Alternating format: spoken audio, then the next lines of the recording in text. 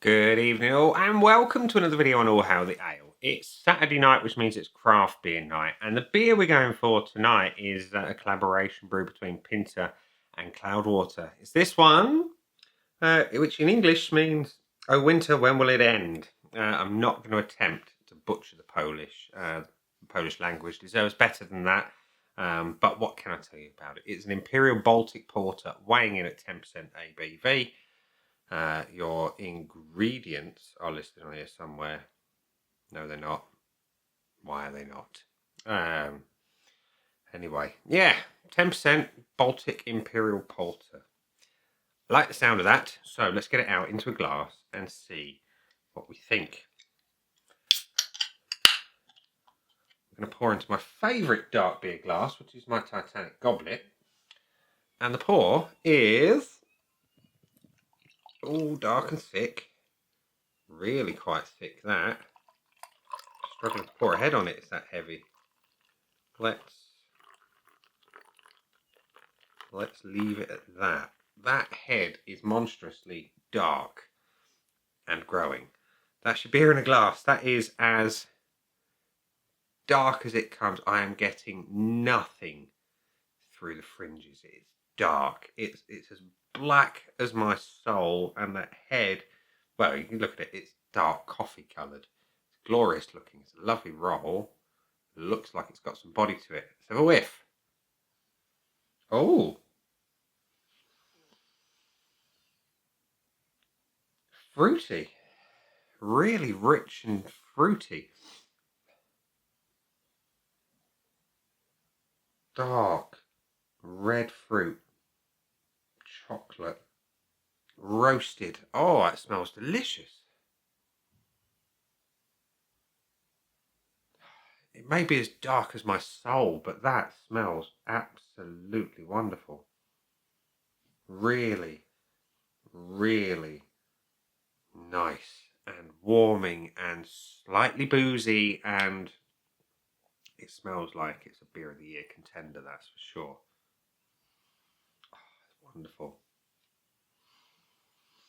Glorious Black Forest Gatto type vibe. Anyway, it looks stunning, smells really good. Let's have a taste. Cheers.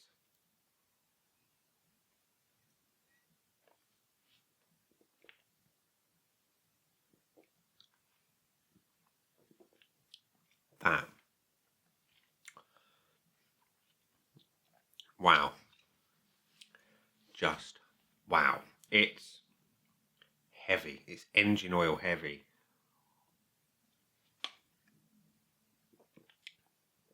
It's like drinking thick chocolate milk. The flavours are stunning.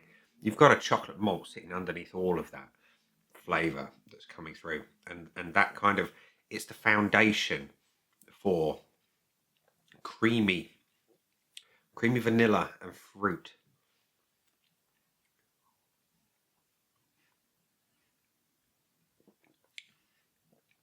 Oh yes. Oh yes. Winter is ending now.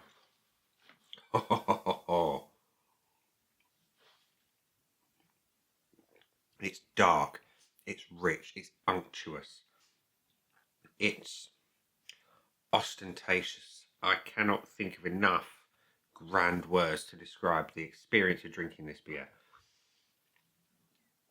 It's glorious. Whilst it's 10%, it does not drink like a 10% beer. It's dangerously delicious. Like I say, smooth, fruity, creamy, chocolate underneath the lot. And as it fades, it gets sweeter and more inviting and more comforting. Wow. It's coating the glass and leaving it. It's leaving me jealous, really, because I'm not the glass. Simply stunning. Simply stunning. So Scoreboard of Joy time, and that's the name of the beer in its native tongue. I'm not going to attempt to pronounce it, but it as I say, a winter, when will you end? Or when will it end? Something to that nature. We're going to give it some points, and this bit is almost a pointless exercise, but we're going to recap for completion. So we're going to give it some points, but we are going to start by topping it off again. Look at that pour, it's thick, gloopy, and dark, as I say, as sour on soul, as my heart can be when I have to go to work on a Monday morning. And yeah, that is beautiful. That's the richest, deepest tan head I've ever seen on a beer, and it's having a full point. The aroma is also having a full point, and I'll tell you why. Chocolate, creamy vanilla, fruity, dark fruits, and yeah, it's wonderful. Body, it's the thick as two short planks, this one. It's heavy. It's got the fullest mouthfeel I think I've ever had in a beer. Carbonation is so suppressed, but not missing. It's not flat. It is exquisite. It is unctuous.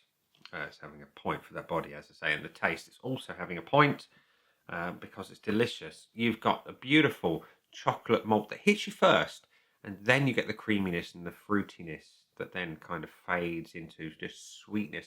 It's a very well balanced beer up front that fades to sweet. It's exceptionally good in that respect, actually. It's not, it doesn't lean any way. It doesn't go towards bitterness or sweetness up front. It kind of just starts out and then just fades away to a glorious sweet finish, which is also having a point. Because on that finish, you get that beautiful creamy vanilla, little hint of chocolate, and just that fruity nature. It's wonderful. Absolutely wonderful. Value for money.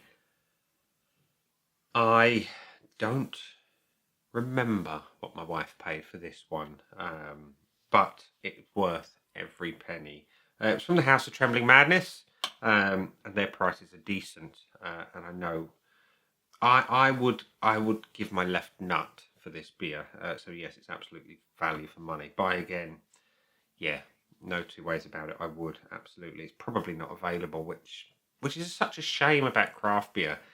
They never stick around for long enough when you find a good one, and that is an utter shame.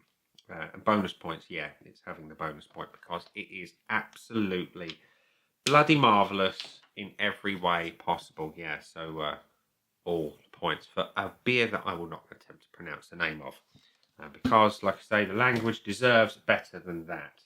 Hang on, before I show you and wrap up. Wonderful. Wonderful. Cherries and plums. Gorgeous.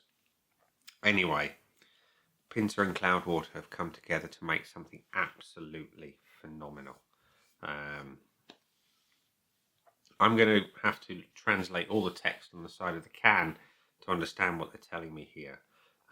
But if it doesn't say this is the best beer in the world, it's not even a tribute, then I'll be disappointed because it could well be one of the best beers in the world.